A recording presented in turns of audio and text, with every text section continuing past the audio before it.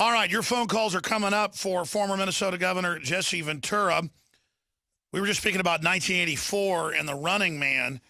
Thailand considers tracking tourists with GPS bracelets after banning Orwell's 1984 being sold in the country. Thailand, which began arresting citizens last summer for reading copies of George Orwell's 1984, is now considering tracking tourists with GPS devices.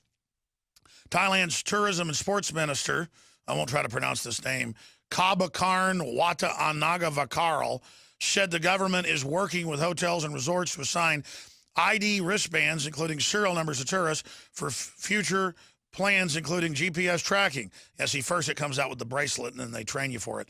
The next step would be some sort of electronic device that would not yet be discussed in detail, he told Reuters. So that story just went up on Infowars.com and PrisonPlanet.com.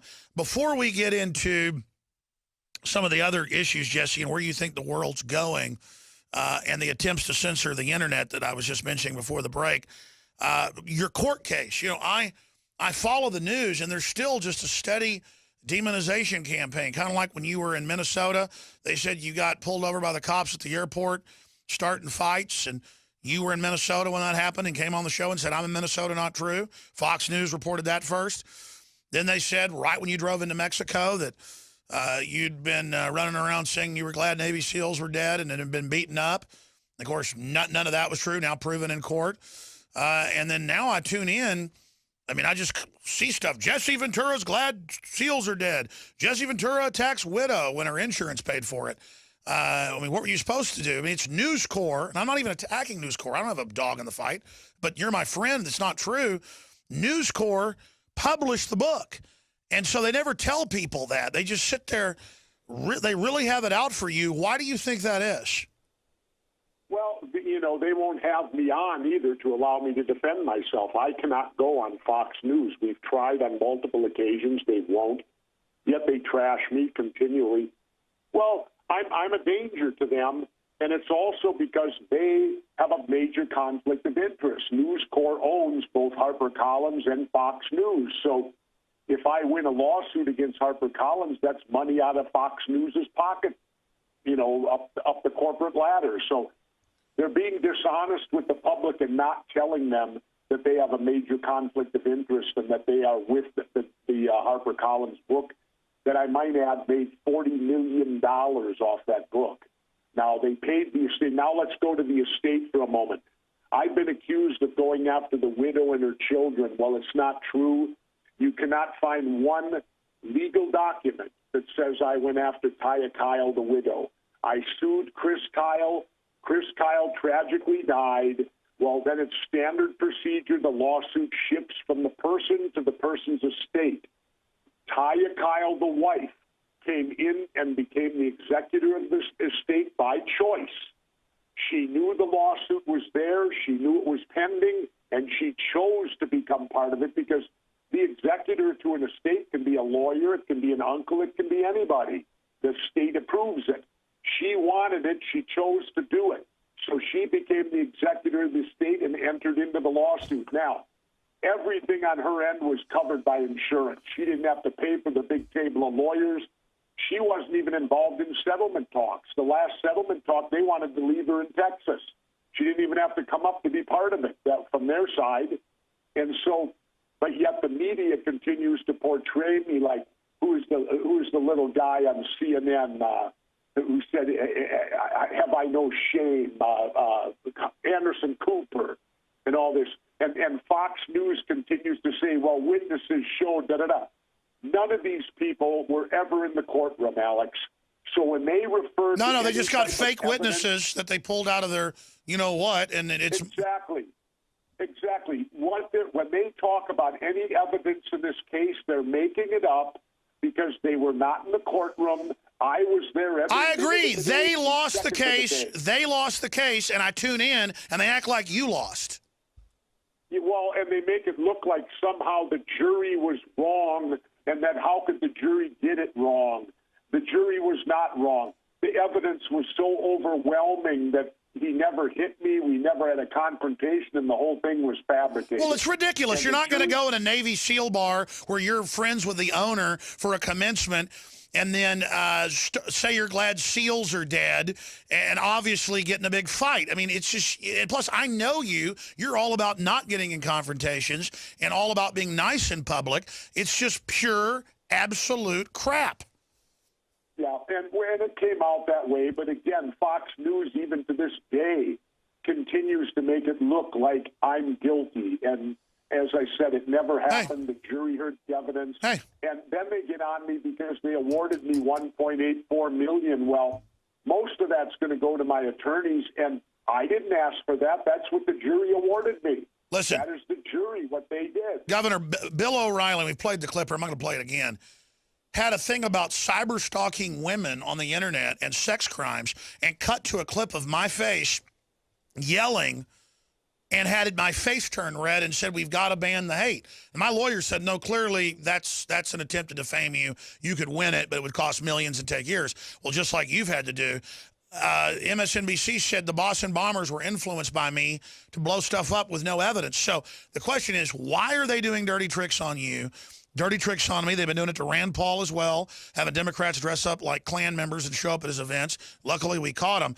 It's because they've got our phones tapped. None of us are perfect, but they know we're real, and they're scared of anybody who might ever tell the truth, so they're trying to assassinate our character. Yeah, exactly. We're considered, I guess, their rival. We're not in their court. We're not in what they're trying to do, so naturally we are the enemy. And so they're fortunate to have the power of the media in their back pocket, who can then continue to portray us. I mean, Alex, I love it how they portray me as some like I'm out of my mind and a wild man. You know, that people believe I'm out of control and all this. Oh. You've met me. I'm never out of control. I'll tell you. It's so laughable. You kind of chuckle over it, the way they try to portray me in the media. Let me tell you a story. Photos of you. I'll tell you how not dumb, but not paying attention to the public is. Every time Hulk Hogan gets in trouble, I get emails or on the street or my neighbors come over or if I'm at a party and they go, hey, your buddy Jesse Ventura got caught in a sex tape. Hey, your buddy Jesse Ventura, just got divorced and his son just wrecked a car. And I go, no, that's Hulk Hogan. Jesse Ventura is all about being in control of his life. And they go, no, whatever, cover up for your friend. So it's almost like an Americana to be ignorant. Assad gets attacked by Al-Qaeda, we fund him, and then we blame Assad. I mean, it's like a religion of being ignorant in America. I'm not trying to be mean here, but I have experienced it with you. You don't look like Hulk Hogan. You've got dark hair. He's got blonde hair. I guess you're both big guys. You were rivals. So look, if I've seen this myself, am I right, or have you experienced being blamed for Hulk Hogan? Oh, I've been blamed for him a few times, and I don't know. Maybe he's been blamed for me, too. I have no idea on that. But there was a time that we both had bleached blonde hair, and we were both big wrestlers. And so, it doesn't bother me that I can get mistaken for him at times. I don't care about that. But it does bother me, though, if he does something and I get the blame for it, if he does something that's not particularly too good. People should have enough common sense to be able to distinguish the two. But then again, mistakes can be made. But what's happening with our media is not mistakes; it's intentional. Exactly. They're playing on the public's ignorance. I mean, they're yeah. Yep. And that's what they do. They play on the public's ignorance, and they always they make me out to be some out of control guy.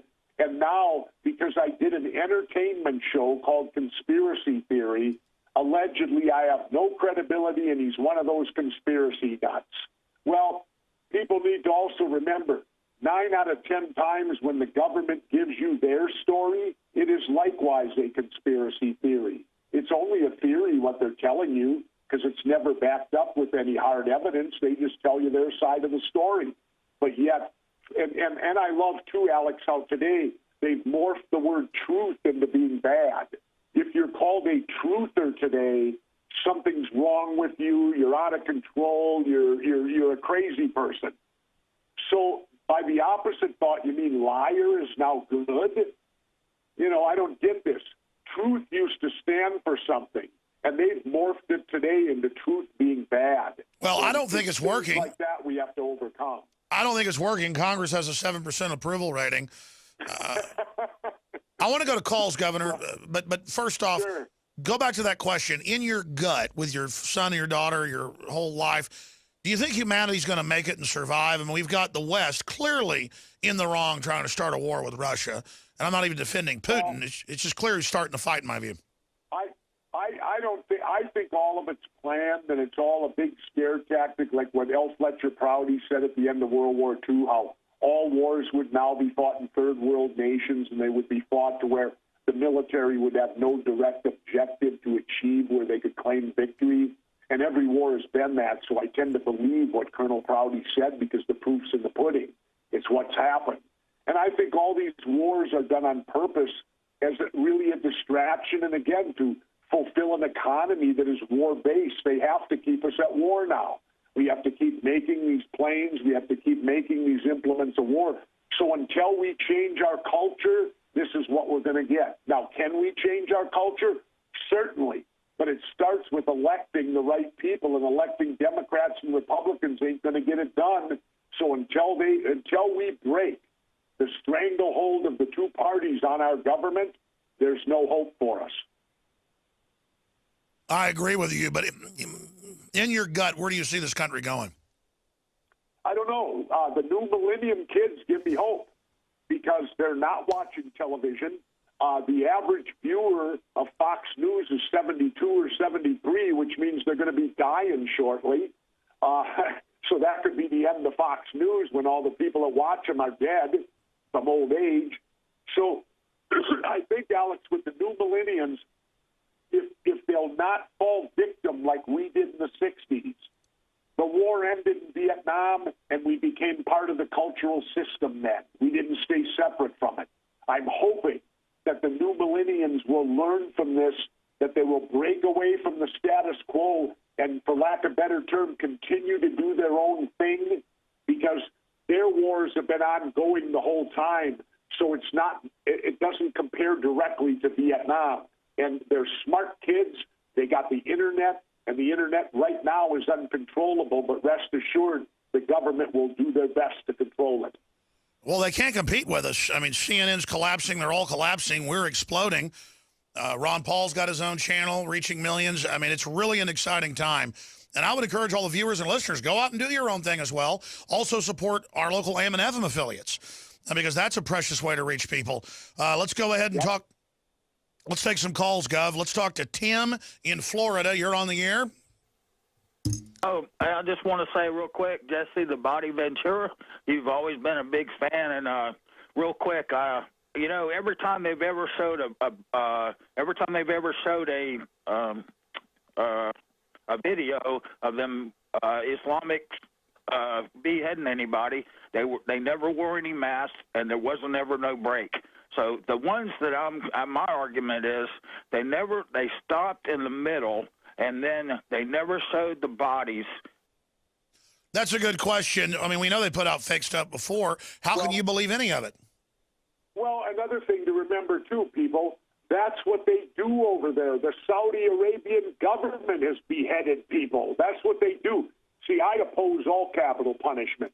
What's the difference if you're beheading somebody or putting them in a toaster or injecting them with a chemical that doesn't work half the time that we do here? Capital punishment, still capital punishment. I disagree with it vehemently, and it shouldn't exist on the planet. Well, I'm for capital punishment in the village. I'm not. Well, I'm not. Let me just go back briefly and get your take on this. Go back to the village, and half the village sees somebody strangle a kid. The village would go beat the guy to death. That's natural justice. But you can't trust a corrupt state that's been caught framing innocent people. I mean, some estimates are half of death row are innocent.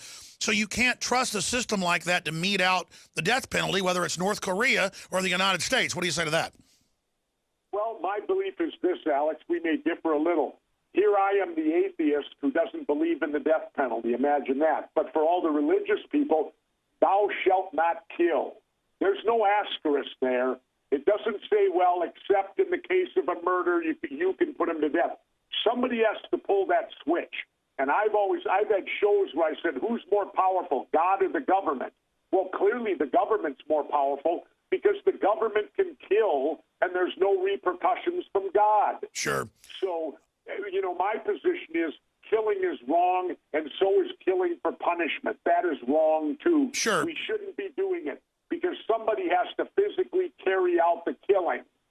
Sure, but the translation, just to be clear, person. is "Thou shalt not commit murder." The King James says "kill." I mean, obviously, you would defend yourself if somebody attacked you. Well, of course, there's self-defense. If it's you dying or the other person's attempting to kill you, that's totally different. Let's do one more. I'm talking about having a system. I oppose capital. No, I get it. It makes sense. Slim, real fast question for. Yeah, Slim in Canada. Go ahead. Yep. I'm just calling regarding. I think it's a lot worse than we think it is. Personally, this ISIS group that changes their name every 5 minutes, like P. Diddy or whatever the hell his name is right now. Pardon my French. And then with all the stuff going on, the beheadings and those being questionable, and I have a request. I mean, I thank you both for what you're doing. But this is weird, though. I've never seen calls come in with the same weird point about beheading. I'm looking at these calls on screen. A bunch of them are about beheadings. People are, I don't know. Do you guys know each other calling in with this theme? No, I'm not. I don't know who that guy. Okay, well, what's your question, real quick? What's your question? I think it's a lot worse. Do you guys agree with me that it's a lot worse than we think it is? I mean, there's a lot of fear-mongering, but I think it's worse. I don't. I don't anticipate ISIS coming here and invading our country. I think, and imagine this, if we hadn't gone into Iraq, taken out Saddam Hussein, and destabilized the whole region, would there be ISIS if Saddam was in charge today? I agree. I don't think so. No, you're absolutely right, Governor. No ISIS if Saddam Hussein was still in charge of Iraq. Or if we had in the last 4 years given them all these weapons, again, building up the enemy, as you said at the start of the interview. We're going to come back real quick, final segment with Jesse Ventura, Pete, Wildman, Todd, George, and others. Get ready. We're coming back. We're almost out of time here on this Tuesday edition.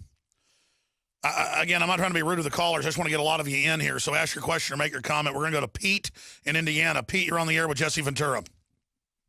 Hi, Jesse. Yeah, another call related to the beheading issues, but I just want to say I believe that everybody in the United States is, not everybody, I don't really watch TV anymore, but I see a lot of people buying into this stuff, and people are conditioned definitely into accepting, our rights being taken away, and it's been foreshadowed throughout, probably since the mid-'80s. Yeah, we've got to give our rights up because ISIS, is cutting people's heads off when our government funded them. What's the point, though? My point is that with the recent beheading of the woman in Oklahoma and the people, the sheeple, being prone to imitating what they see on TV or network TV, it's been suggested that we might start seeing IEDs planted by domestic ISIS affiliates, terrorists, whatever you want to call it. Yeah, which is exactly what Homeland Security said they needed martial law for. Good point. Jesse, this whole thing does look scripted. Well, it may be, and the point of the matter is this. If we would get out of the Middle East, remember what Osama bin Laden said? He said, you don't see us attacking Norway, do you? If we get out of the Middle East, it would all end. The reason they're attacking us is because we're over there occupying them and telling them how to govern themselves. Let them govern themselves. Let's get the hell out of there. Columbus didn't want to go there. Why should we go there today? Well, I'll say this. You don't see the al-Qaeda people attacking, South America, or you don't see them attacking South Africa because they're not over there, and it's a fake clash of civilizations. Todd in Ohio, thanks for calling. Quick question for Ventura. How you doing, Alex? Good. How you doing, Jesse? Good. We're good. Go ahead. I'm a veteran, and I've come home from the military, and I noticed that there are a lot of different propaganda threats going on here in the United States. My question and point I want to make is what happens when we can't wake up the masses and, one of these terror threats hits? How do we resolve that? Well, we've allegedly been hit on 9/11 by a massive terror attack, and the Republicans were in charge then. So the point is this: government can't keep you safe without taking your freedom. I would rather have my freedom and take my chances than to be locked up and lose my freedom because they're going to keep me safe. I remember a cartoon I saw where it showed mom, dad, and the two kids, and they're all sitting at the dinner table, and they go, boy, I feel safe now. And the cartoon had them inside a barred cell, you know, locked in a cell. But, boy, I feel safe now. The point is this. Freedom is safety. And that's what we need to be striving for is freedom, exactly. Not locking down America. If you lock down America, they win. That's right. Notice the annihilation of our freedoms in 13 years, and now al-Qaeda has whole armies to take over.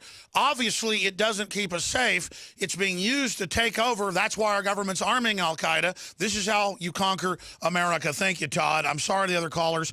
We're out of time. Governor, I know you're probably not going down to Baja.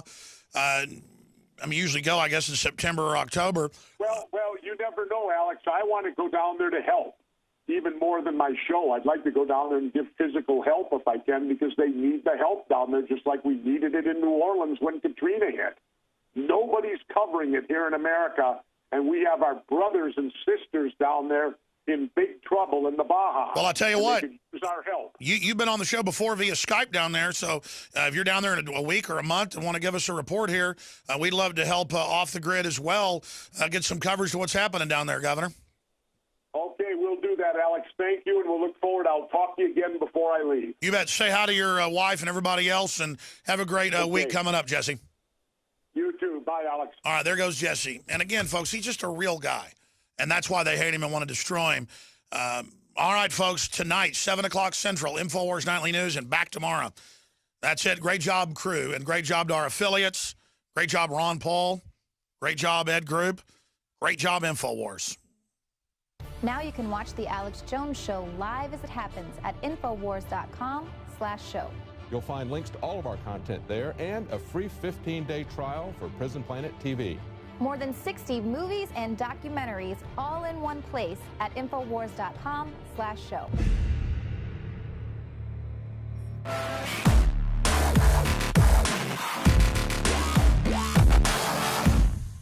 The globalist social engineers are not just targeting us with propaganda. They are manipulating our genetics. We are being targeted at every level by estrogen mimickers that lower our testosterone and other hormones and natural compounds that the body needs. After consulting top doctors, nutritionists, pharmacists, and others, we have developed what I believe is the ultimate non-GMO organic super male vitality formula sourced from powerful organic herbs and then concentrated for maximum potency. Super Male Vitality was developed to activate your body's own natural processes instead of using synthetic chemicals. Super Male Vitality by InfoWars Life is so powerful that I only take half the recommended dose. For a limited time, we are offering 15% off Super Male Vitality at InfoWarsLife.com to introduce you to this powerful supplement. Visit InfoWarsLife.com today to secure your Super Male Vitality. InfoWarsLife.com.